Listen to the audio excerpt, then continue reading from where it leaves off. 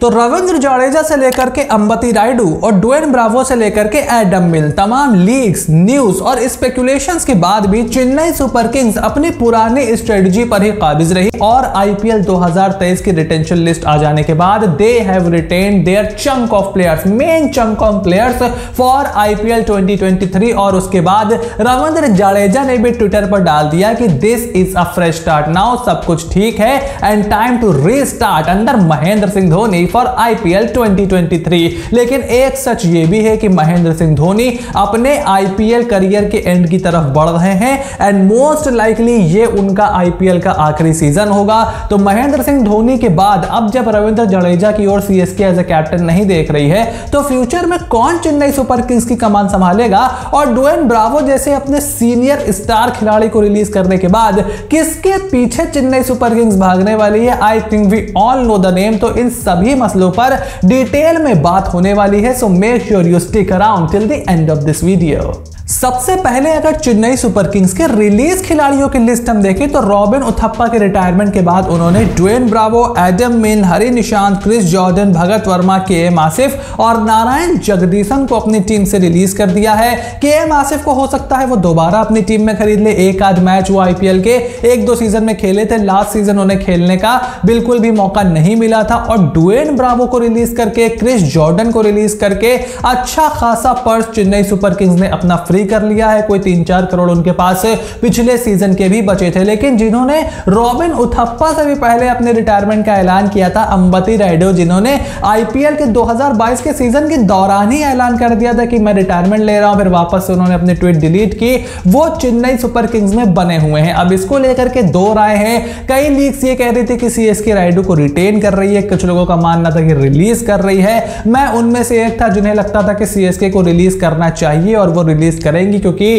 Future की तरफ उनकी एक नजर होगी। लेकिन अंबती रायडू को अभी भी अपनी टीम में उन्होंने रिटेन रखा है। और अगर हम उनके रिटेन खिलाड़ियों की लिस्ट देखें तो कप्तान महेंद्र सिंह धोनी के साथ Devon Conway, Ruturaj Gaikwad, Ambati Rayudu, Moeen Ali, Shivam Dube, Hangargekar, Pretorius, Santner, Jadeja, Mukesh Choudhary, Pathirana, Deepak Chahar, Prashant Solanki और महेश तीक्ष्णा को इन्होंने रिटेन किया हुआ है। अब ड्वेन प्रेटोरियस, मोइन अली के रूप में दो अच्छे विदेशी ऑलराउंडर इनके पास है, दीपक चहर, रविंद्र जडेजा, शिवम दुबे के रूप में 3 भारतीय ऑलराउंडर इनके पास है, ऋतुराज गायकवाड़ एक भारत के टॉप ऑर्डर के बल्लेबाज इनके पास है, डेवन कॉनवे धोनी के एक अच्छे बैकअप विकेट कीपर के तौर पर मौजूद हैं और पाथिराना जो कि बहुत ही युवा श्रीलंका के तेज गेंदबाज है, मलिंगा से उनका मिलता जुलता एक्शन है। लास्ट सीजन एडम मिल के रिप्लेसमेंट के तौर पर आए थे। और महेश तीक्ष्णा जो कि इस टीम के लीड स्पिनर हैं, उनको भी चेन्नई सुपर किंग्स ने रिटेन किया है और उनके रिटेंशन पर कोई सवाल नहीं था। और चेन्नई सुपर किंग्स की जो प्लेइंग 11 है, पिछले साल दीपक चहर की इंजरी की वजह से उनकी टीम का बैलेंस बहुत ज्यादा बिगड़ा था। हालांकि महेंद्र सिंह धोनी को मुकेश चौधरी बहुत पसंद आए थे, लेकिन डेथ ओवर में थोड़ी सी दिक्कत है इस टीम की और उसके साथ साथ experience back of length pace bowler इस टीम के पास नहीं है।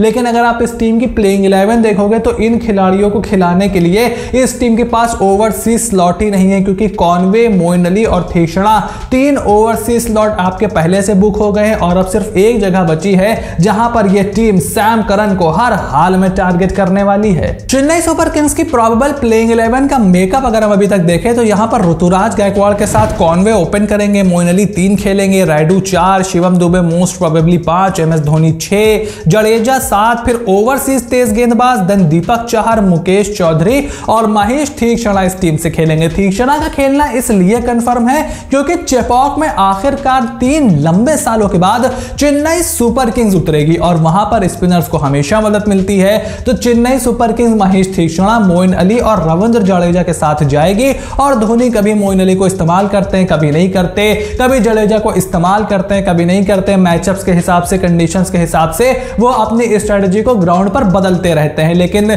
दीपक चहर नई बॉल से, मुकेश चौधरी नई बॉल से गेंद डालेंगे। अब सवाल यह है चेन्नई सुपर किंग्स के सामने सामने कि डेथ में गेंदबाजी कौन करेगा, और इसके लिए वो सैम करन को हर हाल में टारगेट करने वाले हैं। 2022 के रिटेन प्लेयर्स की लिस्ट में सैम करन का नाम होना था मोइन अली की जगह, लेकिन सैम करन उससे पहले ही इंजरी की वजह से बाहर थे। 2021 का वर्ल्ड टी20 भी वो नहीं खेले थे, और इसी वजह से चेन्नई सुपर किंग्स ने मोइन अली को अपनी टीम में रिटेन कर लिया था because Sam was not available. लेकिन अब वो आईपीएल की मिनी ऑक्शन में आने वाले हैं और मोस्ट प्रोबेबली बहुत ही बड़ी रकम जीत करके जाने वाले हैं, और चेन्नई सुपर किंग्स ने अपना बजट इसीलिए फ्री किया है because they want to go all out for Sam Curran in the mini auction. क्या वो सैम करन को हासिल कर पाएंगे? मुझे इसके चांसेस थोड़े से कम दिखाई पड़ते हैं। मुझे लगता है कि सनराइजर्स हैदराबाद और पंजाब किंग्स से उनको बहुत कड़ी टक्कर मिलने वाली है, और हो सकता है मुंबई इंडियंस भी सैम करन के पीछे भागे, जो कि उनको एमआई केप टाउन की टीम में शामिल कर चुके हैं ऑलरेडी, जो क्रिकेट साउथ अफ्रीका की लीग होने वाली है।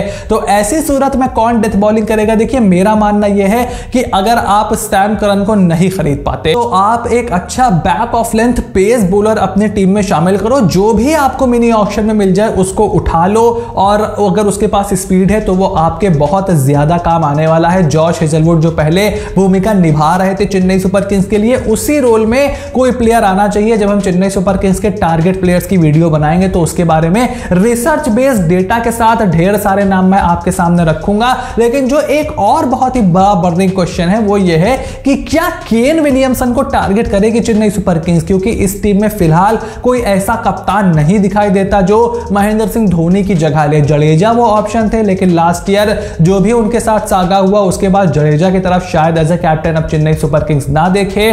तो क्या ऋतुराज गायकवाड़ के पास जाएंगे? क्या सैम करन को खरीदकर उन्हें कप्तान बना देंगे, या फिर केन विलियमसन के साथ जाएंगे? और एक ऑप्शन जो और निकल करके आ रहा है चेन्नई सुपर किंग्स के लिए वो ये है कि मयंक अग्रवाल को आप खरीदकर उनको कप्तान बना दो। लेकिन मयंक अग्रवाल और सैम करन दोनों को खरीदना चेन्नई सुपर किंग्स के बस की बात नहीं है। इनफैक्ट दोनों में से कोई एक भी अगर इनके हाथ लग जाए तो ये बहुत बड़ी कामयाबी होगी चेन्नई सुपर किंग्स के लिए, क्योंकि बाकी टीम्स इन खिलाड़ियों के पीछे जमकर हाथ धोकर पड़ने वाली है। अब केन विलियमसन को अगर आप लेते हो, एक ओवरसीज स्लॉट गया आपका, तो आपको डेवन कॉनवे को बाहर बिठाना पड़ेगा। तो अगर धोनी की जगह केन विलियमसन कैप्टन भी बन जाते हैं तो फिर विकेट कीपिंग कौन करेगा? क्योंकि भारतीय विकेट कीपर तो इस टीम में कोई इतना अच्छा है ही नहीं जो महेंद्र सिंह धोनी को रिप्लेस कर दे। या फिर आप केएस भरत को खरीदो तो Ruturaj Gaikwad, Kane Williamson, KS Bharat 3-1 जैसे एंकर टाइप के बल्लेबाज आपकी टीम में हो जाएंगे। टॉप 3 में आपके पास पावर हिटिंग बिल्कुल ही खत्म हो जाएगी और तीनों ही राइट हैंडर हो जाएंगे। तो चेन्नई सुपर किंग्स का